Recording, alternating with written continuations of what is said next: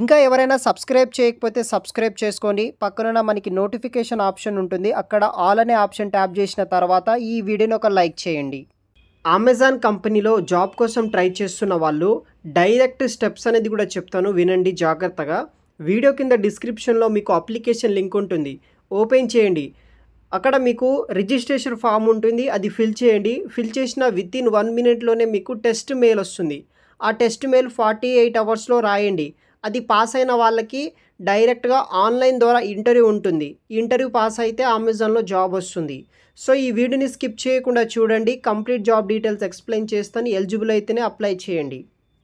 So మనకి Amazon company నుండి ads content reviewer అనే ఉద్యోగాల కోసం వచ్చేసి బెంగళూరు లొకేషన్లో ఉన్న అమెజాన్ కంపెనీ వాళ్ళు రిక్రూట్ అయితే చేస్తున్నారు.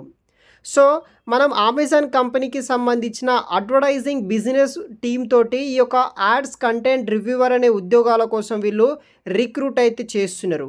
దీనికి స్ట్రాంగ్ ఇంగ్లీష్ కమ్యూనికేషన్ స్కిల్స్ ఉండాలి, విత్ స్ట్రాంగ్ ఇంటర్పర్సనల్ మరియు ప్రాబ్లమ్ సాల్వింగ్ స్కిల్స్ ఉన్న వాళ్ళు ప్రతి ఒక్కరూ ఈ ఉద్యోగానికి మీరు అప్లికేషన్ అనేది కూడా చేసుకోవచ్చు.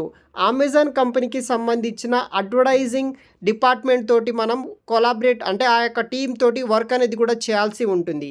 ఈ జాబ్కి రెస్పాన్సిబిలిటీస్ ఏముంటుందంటే, ఫస్ట్ రెస్పాన్సిబిలిటీస్ వచ్చేసి ఇంటర్నెట్ అడ్వర్టైజర్ రివ్యూ అయితే వర్క్ అయితే చేయాలి. దీంట్లో review ads for content quality based on content guidelines బట్టి వర్క్ చేయడం, దాంతోపాటు యాడ్ కంటెంట్ని చెక్ చేయడం, క్వాలిటీ అండ్ యాక్యురసీ రిలేటెడ్ అలాంటి వర్క్స్ అయితే ఉంటాయి. సెకండ్ వచ్చేసి ట్రైనింగ్ అండ్ కోచింగ్ అనమాట. కోఆర్డినేటింగ్ ట్రైనింగ్ మరియు మెంటరింగ్ సెషన్స్ అనేది కూడా మనం అరేంజ్ అయితే చేయాలి. వర్క్ ఏం చేయాలనేది కూడా మనకి కంపెనీ వాళ్ళు ట్రైనింగ్ ఇస్తారు వన్స్ కంపెనీలో జాయిన్ అయిన తర్వాత.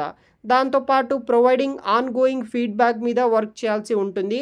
అదొచ్చేసి సెకండ్ జాబ్ రోల్ వచ్చేసి మనకి, అంటే రెస్పాన్సిబిలిటీ వచ్చేసి training and coaching.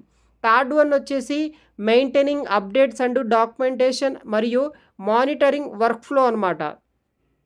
Escalation questions, issues, team recording ఏదైనా ప్రాబ్లమ్స్ వస్తే, తర్వాత preparing and maintaining training documents, wiki pages with updates, ఇలాంటి వర్క్స్ అనేది కూడా చేయాలి.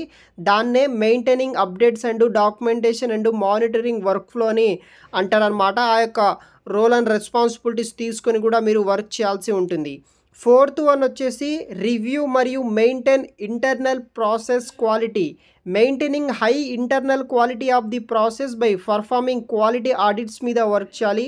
Providing specific and timely feedback, policies and errors and trends మీద వర్క్ చేయాల్సి ఉంటుంది. ఇక్కడ ఫ్లెక్సిబుల్గా work in night shift and rotational week offs అనేది కూడా వీళ్ళు మనకి ప్రొవైడ్ అయితే చేస్తారు. ఇంట్రెస్ట్ ఉన్న వాళ్ళు ట్రై చేయండి. క్వాలిఫికేషన్ అండ్ అదర్ డీటెయిల్స్ విషయానికి వస్తే, బ్యాచిలర్స్ డిగ్రీ, ఎనీ స్పెషలైజేషన్లో బ్యాచిలర్స్ డిగ్రీ చేసిన వాళ్ళు అప్లికేషన్ చేసుకోవచ్చు.